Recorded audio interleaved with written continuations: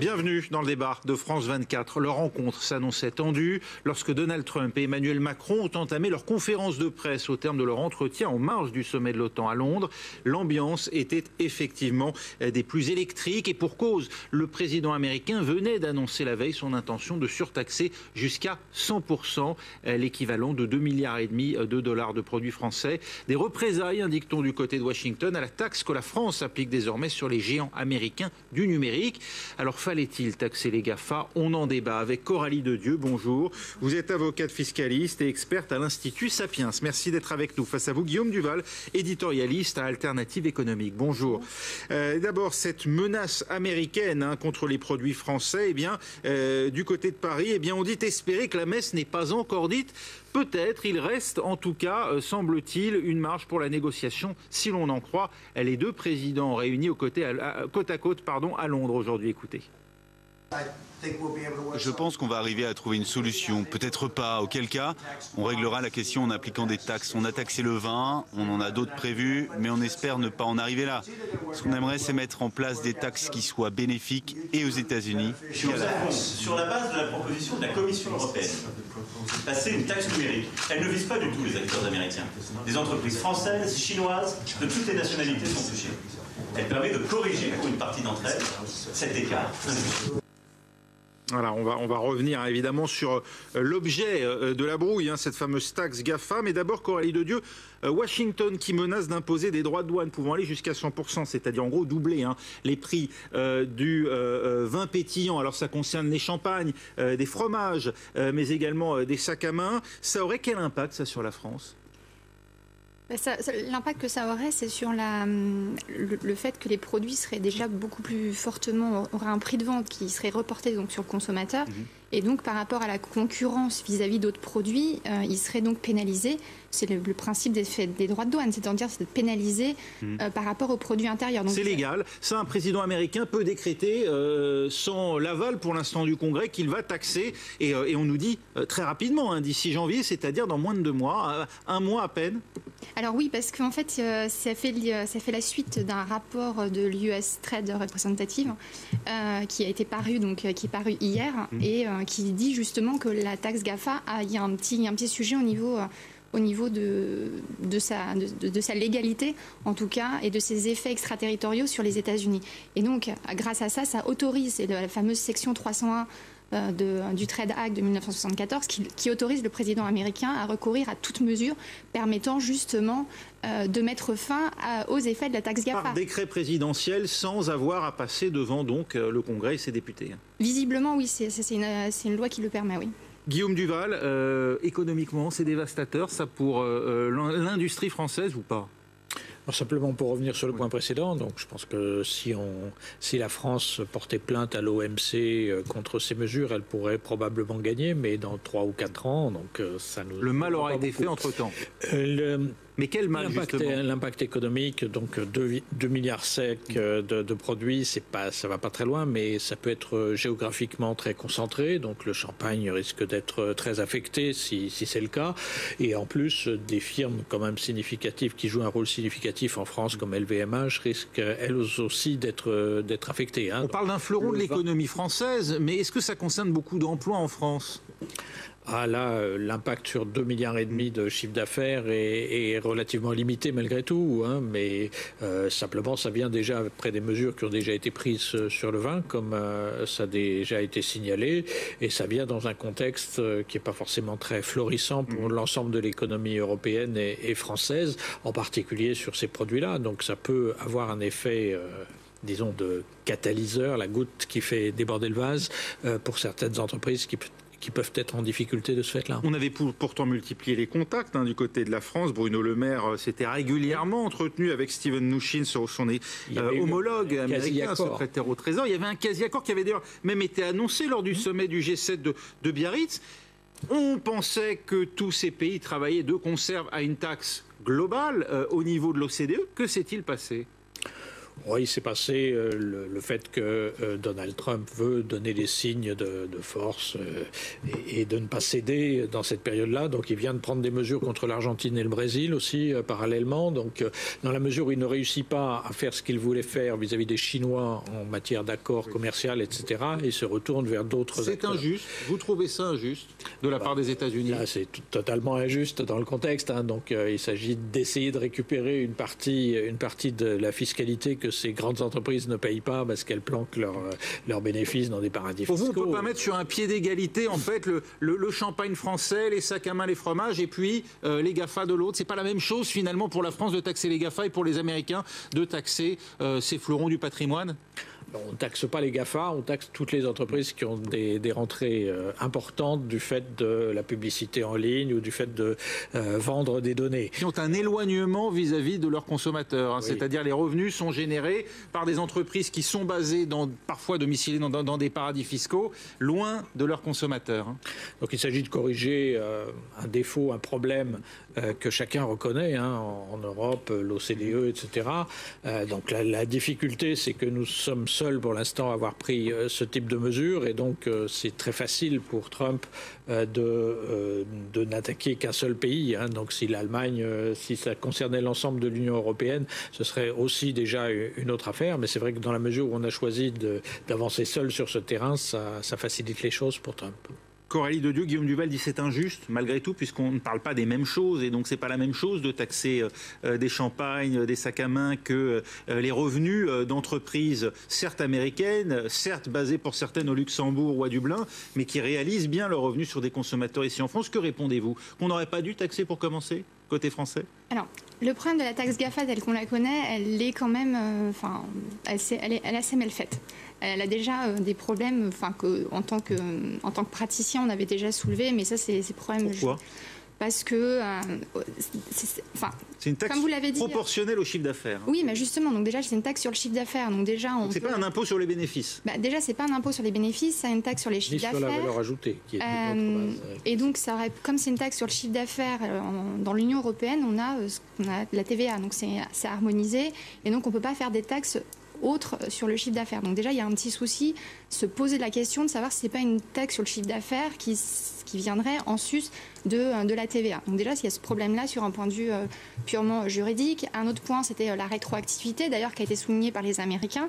Et dans le rapport, et c'est assez amusant, parce que je l'ai lu de biais, et il souligne la rétroactivité, les fêtes extraterritoriales, ce qui est assez drôle quand on parle des Américains qui ont des lois extraterritoriales dans tous les sens, mais bon, c'est assez... Y compris dans la fiscalité, parce qu'ils vont poursuivre leurs ressortissants à l'autre bout du monde pour leur faire payer des impôts. Oui. Un système dont d'ailleurs on pourrait peut-être nous s'inspirer, mais ça c'est un autre débat. Alors ça, on s'en inspire, parce qu'il y a des travaux au CDE. Ce qu'il faut voir, c'est qu'au niveau de la taxe GAFA, on n'est pas tout seul. On doit être le 5e ou 6e pays à avoir mis en place. Donc il y a l'Autriche, les Indiens, on n'est pas vraiment tout seul sur ce sujet-là. En revanche, là où c'est sûr, c'est qu'on est un peu le moteur de cette taxe, parce qu'il y a l'Union européenne qui avait commencé en déposant 2 propositions. Oui, et puis finalement, la France s'est retrouvée seule au milieu du gué. Pourquoi est-ce que les autres Européens ont lâché la France? Alors, à votre avis? C'est assez compliqué. On est quand même, il faut qu'on se mette d'accord à 27, 28, bientôt 27. Donc déjà, c'est hyper compliqué parce que comme c'est une taxe européenne, il faut l'unanimité. Donc déjà, unanimité dit que tout le monde se met d'accord. Donc et après, c'est plus presque. Quand on entend les dirigeants, pas les dirigeants, mais les négociateurs de l'OCDE, c'est plus facile de négocier avec 100 et quelques pays que de négocier au sein de l'Union européenne. C'est-à-dire qu'ils arrivent à avoir beaucoup plus de choses et d'impact au niveau de l'OCDE. Rodé de ce point de vue-là, peut-être l'OCDE, en tout cas. Ce qu'il y a, c'est que l'OCDE discute surtout avec le G7. Donc, les grands États ont des intérêts communs sur cette question-là. Y compris les États-Unis, qui aujourd'hui ne parlent plus d'une taxe globale. Y compris les États-Unis, non. Y compris les États-Unis, parce que c'est les multinationales, le jeu avec les paradis fiscaux des multinationales. Spolie surtout les grands États.